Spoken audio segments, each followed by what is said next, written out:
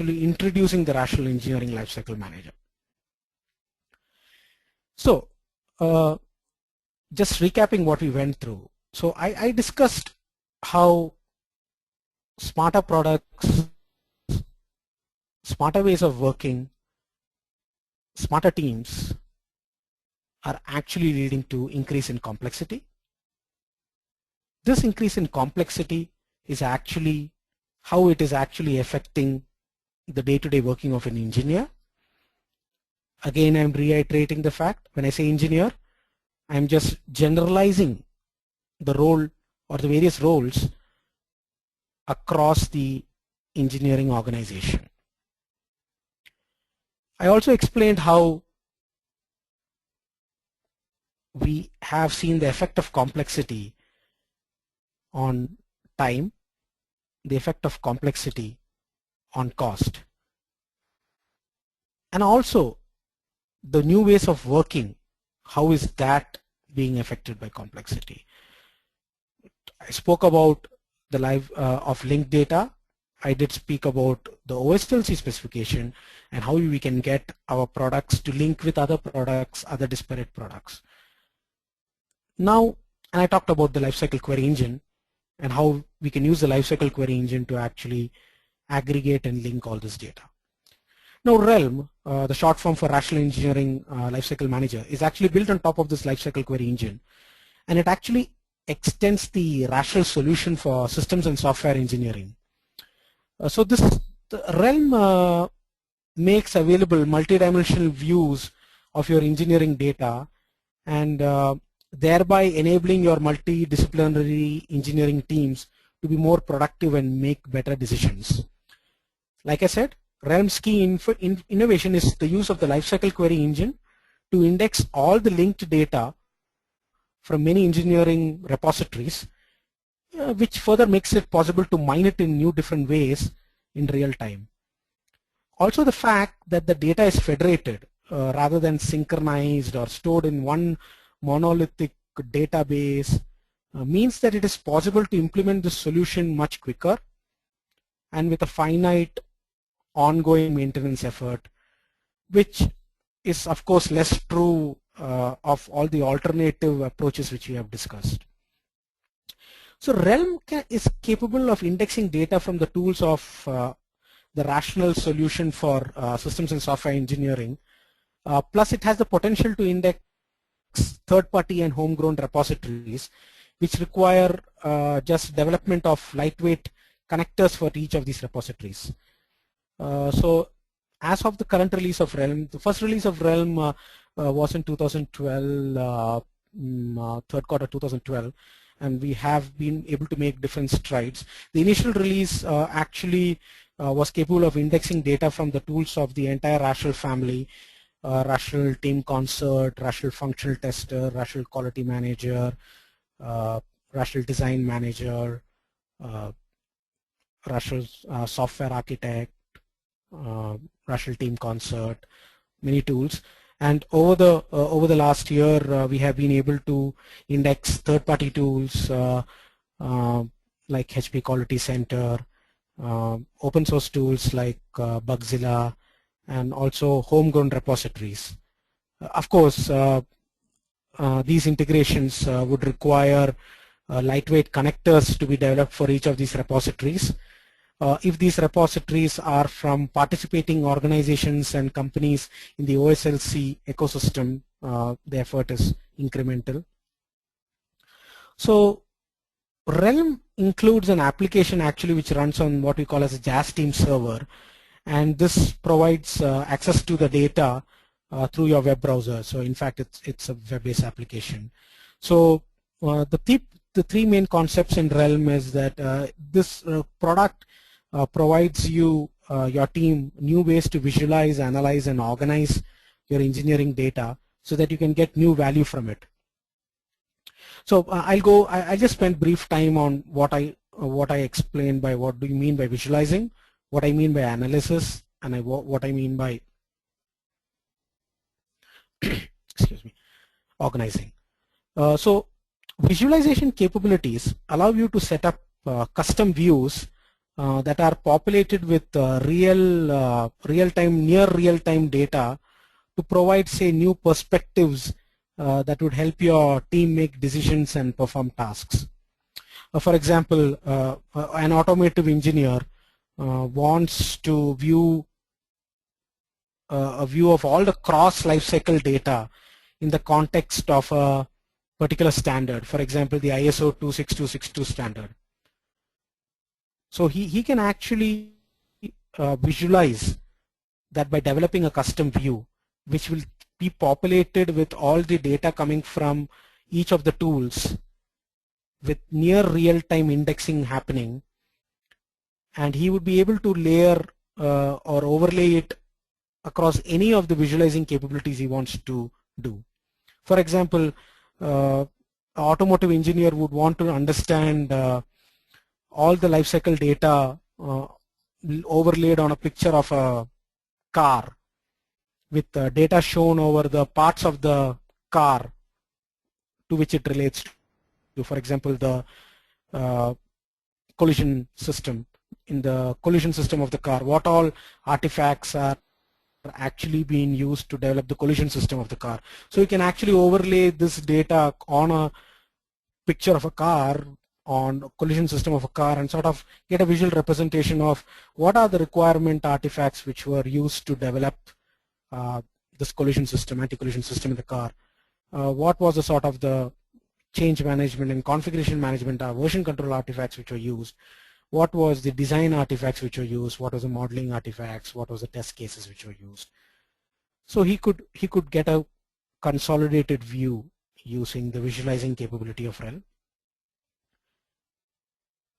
Using the analysis capability, the analysis capability helps in team-oriented analysis, for example, across disciplines, and it would help teams quickly find relevant information and quickly identify the dependencies that they may otherwise have missed out, which could have been in the downstream components which they are using or which they are getting from their suppliers. For example, with RELM, searching for all engineering artifacts across multiple repositories, multiple tools containing the phrase fuel pump becomes a simple and quick and error-free task. Or perhaps, say, a supplier, you find out that a supplier can no longer supply a particular electronic component, and you need now to determine what impact there would be by switching that component from for a similar component from another supplier. What is the impact of switching a component? So now, in the context of switching the component, you will need to understand the potential impact on component interfaces, right, with the software, and actually with the software that controls it also. This would typically mean asking multiple teams to perform impact analysis in different tools and then assembling the data, right? You might ask your hardware team to bring out the impact from the hardware side. You would ask their operations team to bring up the impact from the operations side. You would be actually asking the software team to actually bring out the questions, the answers to the questions from their side. With RELM, you can find the component in your system design and generate an interactive impact analysis view that will show you all the other systems and software design elements and requirements and test cases and work items associated with that component, provided this information is available in the index. So provided that the tool has been instrumented to participate in the index. Now you can work with the view to filter out any artifacts that are not relevant and parcel out relevant branches to the relevant engineering disciplines to analyze. So RELM actually offers potential for better reporting also from this wealth of data. Answering to complex engineering questions can be visualized and displayed in the most appropriate way for the task.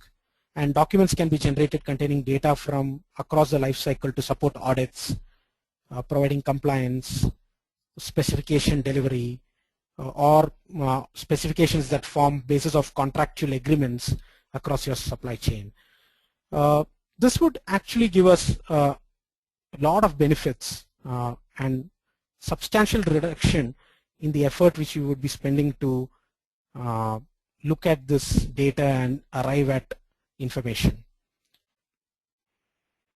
The next couple of slides I would go through typical use cases in RELM. The first use case, like I explained, was the visualizing, navigation, and exploring use case. I will try to be quicker so that I have some time for questions. So, for example, the typical use case is so that I can more easily achieve and monitor a compliance to a safety standard as a safety manager. I need a view that shows me the different processes, tasks, their status, and the related tasks. So now I have some screenshots captured, and you will see that most of these views are actually very real-time, and they are very dynamic views. They are real-time dynamic views, and you can interactively explore them and interrogate them, and you can actually get more information out of them, and everything is sort of real time. And you will look that they are spanning the entire life cycle of information, your test cases, your design models, your requirements breakdown, and these are all views which are live. For example, any change which happens in each of these tools which actually you are using for test cases, if a status of a test case change, in near real time it gets updated into this view. So you can create a lot of these interactive views. You can create it in various tables, grids, and trees, and free-form forms, and you can also layer them over your standard views, and process standard and framework-centric views are also possible. I go to the next slide, waiting for it to load, and here we talk about how we can search and query. So, like I explained to you, the lifecycle query engine is based on the RDF technology, very scalable. We can store billions of artifacts, scalable to billions, very easy schema. RDF also exposes a query language called SparkQL, very good triple store technology to use for data mining and other operations. So you can actually execute search and query to sort of analyze and understand what's the overall implementation status, or perform some plain text searches across all this development lifecycle data. You can construct even powerful queries to answer certain specific questions you might have on the products which you are under development or test or design. I will move on to the impact and coverage analysis, which I feel is one of the most crucial aspects of this, which I explained in the past also.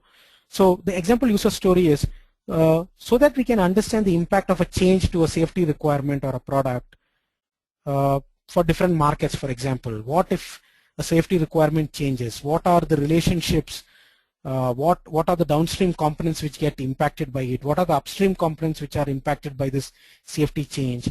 Discover which products, systems, subsystems, components, their versions and variants are also getting impacted by this change. This is something very, very important for line of business executives, for product managers, even for test managers, to really understand where should they focus their testing to be done. For technical leads to understand what requirement has changed and which code now I need to change. Just to understand the impact is a very powerful thing to have. And last but not the least, I would shift my attention to document generation. We're all living in a world wherein we have to adhere to a lot of standards, processes, industry-specific frameworks, compliance audits. So it's so easy now to actually create documentation and create documentation which can include data from across your tool. No more running ETL jobs on your data warehouse. It's almost real-time data which is available in your index. You can just go and you can automate the creation of these reports. You can use predefined document templates and specific industry templates and generate the reports. And so it's so easy, so real time, and very easy to use. So with that, I actually end my presentation. I have one more point to cover, and that is about organizing the engineering data. And this could be a new concept, but the concept of organizing individual data is to actually provide all the engineering data a context. For example, you are developing a new model of your smartphone for India for the year 2014, which needs to be released in the first quarter of 2014, and which needs to be within the sub 10,000 rupee budget. So that is a particular context, right? You would like to really organize and structure your engineering data, all your engineering data within this particular context. So RELM also provides a aspect of providing a context for actually visualizing and rendering this entire data, all the data, your queries, reports, your impact analysis, everything. You can organize it properly within a particular structure which you want to define, and then you can reuse that structure. You can create variants of that structure.